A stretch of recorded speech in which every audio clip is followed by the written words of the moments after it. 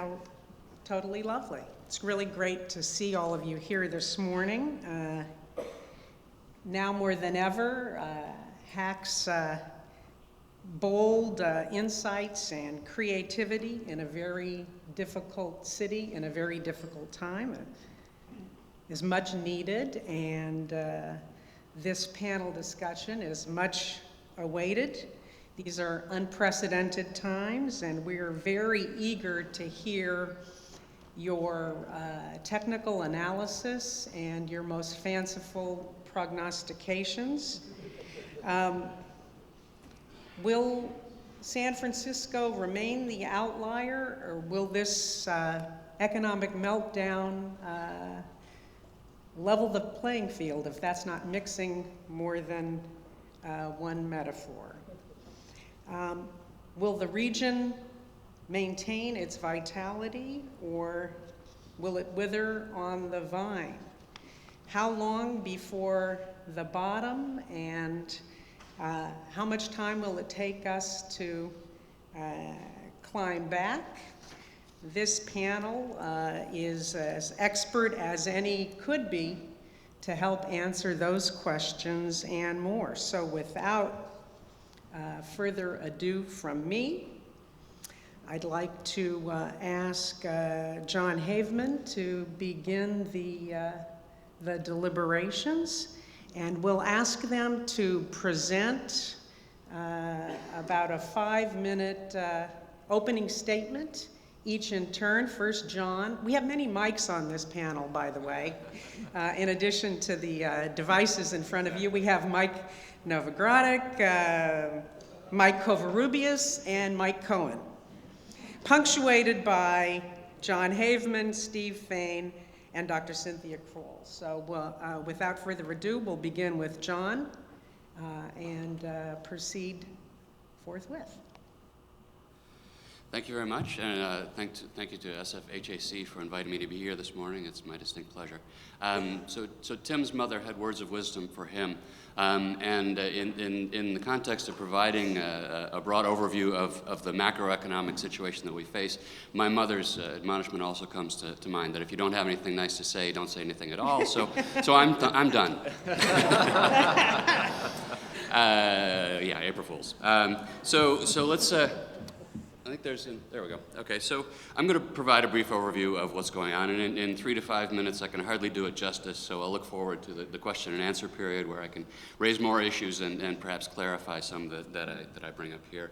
So first, what's going on?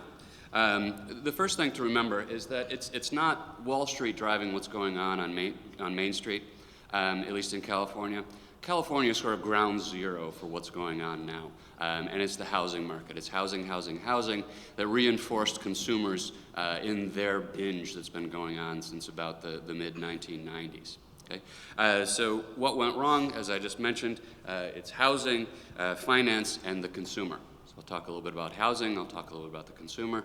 Finance, maybe we'll leave that for the discussion. I think a lot of others up here have things to say about that. Where from here, things are bad. Minus 6.3% GDP growth in the fourth quarter of last year is bad, but it's not horrible. It's certainly not depression bad. You hear a lot of people use the D word, and we're simply not there. If we're still going down at 6% each quarter by the end of this year, then we might start talking about the D word, but we are nowhere near there, and we don't think that we're going to be at minus 6% towards the end of this year.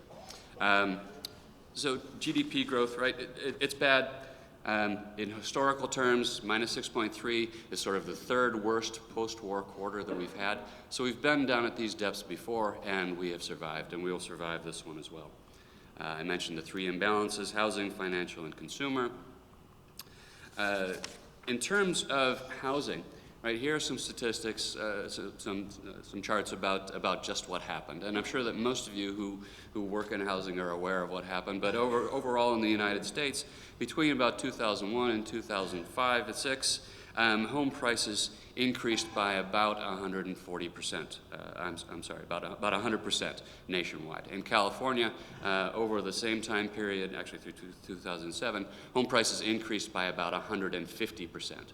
Right, so California ahead of the curve, pulling up rates nationwide. And we did this by borrowing, right? By borrowing sometimes in very risky ways, and that's all coming to a head now with foreclosures across the state. Right? Foreclosures in California are enormous, ranging from, in some of the lower but hard-hit places like Orange County of 2.1%, we get up to 7.8% in San Joaquin and Merced. Right? So foreclosures are a very large percent of all households now, historically, and that number is only going to continue to grow for at least the next year, probably longer. Homeowner plans, right? The federal government has gotten into the action just a little bit, trying to help with foreclosures, loosen the Fannie and Freddie rules, raise the conforming loan limits, and raise the loan-to-value limits that they can insure.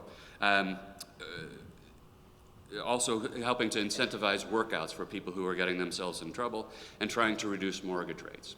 Now, this last one, trying to reduce mortgage rates, has helped me enormously. I just got a loan at 4.4 3/8, which is unbelievable for a 30-year loan, but it's not helping very many people who are in dire straits, especially not in California. In California, right, the loan-to-value, Fannie and Freddie, goes up to 105%. Well, enormous numbers of people in California are much further underwater than that, so they're out of the picture. The conforming limits are still not high enough to help an awful lot of people in California. So this is largely irrelevant for California. Okay, so that's a little bit about the housing imbalance. How about the consumer imbalance? Well, the consumer imbalance started in 1995, roughly, when consumer spending made up about 67% of the economy. Over the ensuing 10 years, consumer spending jumped up to about 72% of the economy. Right, the correction is going to have to involve consumer spending going back to about 67%. And you can see how consumers did that if you look over on the right-hand side. You see savings as a percent of disposable personal income, right, down very close to zero in recent years. Why did savings go down so far? Savings went down so far because of the wealth effects. I don't have time to talk about the left-hand chart, but the right-hand chart shows what happened to average, I'll say, perceived wealth in the United States, because the home prices that people thought were the source of their wealth were illusory, and they're now gone. Right, so you can see that peaked at very high levels, and now it's falling very dramatically. So it was the increase in wealth that allowed people to borrow and encouraged people to buy the first BMW, the second BMW, then the boat, right? That now people are coming and taking away. And it's the decline in wealth that everybody's seeing that's causing the increase in savings rates. It's causing a reduction in consumption. Consumption activity is falling very rapidly, and this is largely the source of the decline in the fourth quarter of 2008.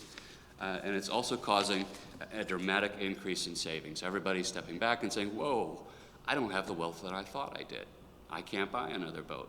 I'd better start socking my money away and spending only what I really have to. And it's this dramatic decline.